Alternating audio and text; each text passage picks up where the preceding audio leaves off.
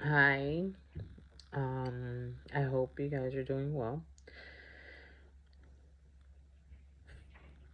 We've been talking about forgiveness and the heart, and unless our heart is closed from the forgiveness, from the pain, from the suffering, it's not going to heal. And the enemy will keep attacking you so it doesn't close up and it doesn't heal. Right? Jesus comes into our life, he heals our heart, and that's what the enemy doesn't want. So it's a process, it doesn't happen overnight, sometimes it does, right? I know it's very hard to forgive the people around you that have hurt you in many ways.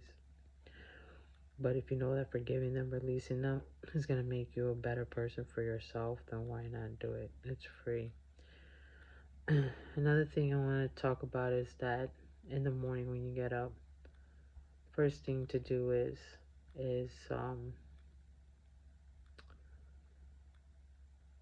praise and worship God. I gotta do that more. Praise and worship God and talk to him and let him, pray to him and be sensitive to him and be in tune with him is so important. Some of the most important people in this world do that. Whether they, whoever they meditate to, but everybody, more than like a lot of the people they meditate to a God, to their God, to a religious belief or some kind of spiritual belief. It really helps the body. When God created us, when Jesus created us, he created our bodies. He made us out of dirt and water. We're very organic. We're very natural bodies. So everything is natural and organic already within our system and in our system. So praise and worshiping God, it helps us to be spiritually inclined with our physical. Some people know that, some people don't. I will say this. If you're the type of person that gets up at 3 o'clock in the morning, at 6 o'clock in the morning every single day since you were a child, and you don't know why, you just can't help yourself, 9 times out of 10, you're born to be a leader. Okay? You're born to be a leader. If you're the type of person that gets up at 6, 7 o'clock in the morning, or maybe 9 o'clock in the morning, 8 o'clock in the morning, or you struggle to get up out of bed at 6, 7 o'clock in the morning to get to work at 9 o'clock in the morning, just because that's just how you've been since you were a child, more than likely, you're the type of person that doesn't want the responsibilities. Not that you can't be a leader, you just choose not to have the responsibilities. And this is for people that haven't succeeded yet or just starting off, okay? Because people that are already well off, they can get up whenever they feel like it, obviously. But I'm saying naturally, what naturally comes out of you. Some people naturally stay up all night, they're already preparing for the next day. Possibly also born, you can be leaders as well. Not everybody's meant to be a boss. Some people can do it. They have the tools, they have the clients.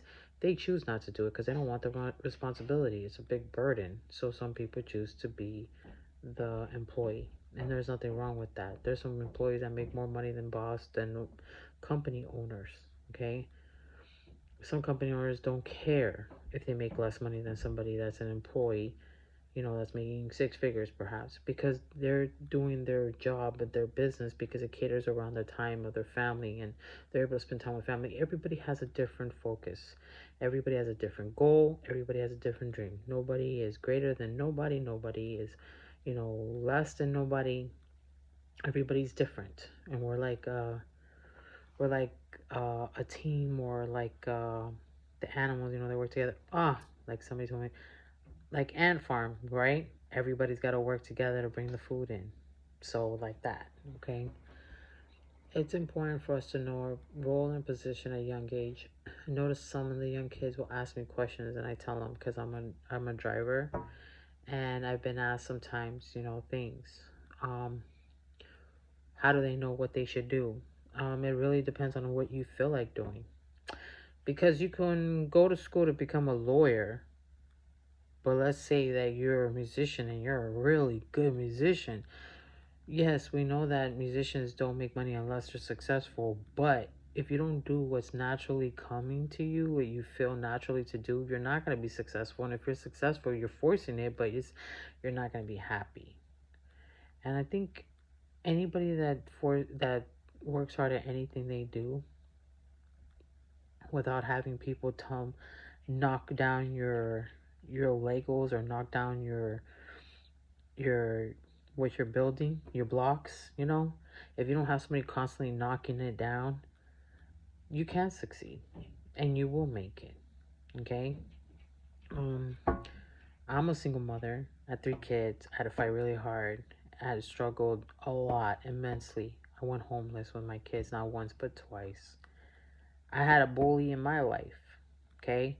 And all they would do is come knock my blocks down, knock my blocks down, knock my blocks down. Every time I was going to go and succeed and do something, they come and knock it down and want me to start all over, start all over, start all over.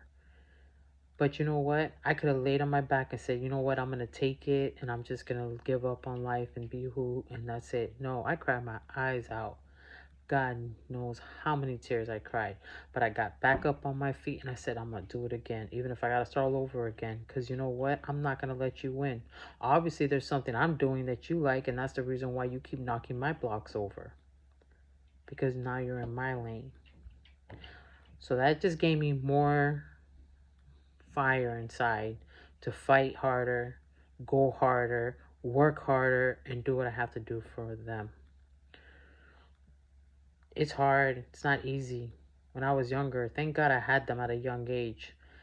I had the strength to move in and out of houses by myself. Because they were too little to carry furniture. And people would see me in the neighbors looking at me because I'd be just moving, boom, boom, boom. You gotta do what you have to do, you know? And thank God I had them at a young age, because if I would have had them now, oh God, it would have been hard. Now it's like the strength is not the same as you get older.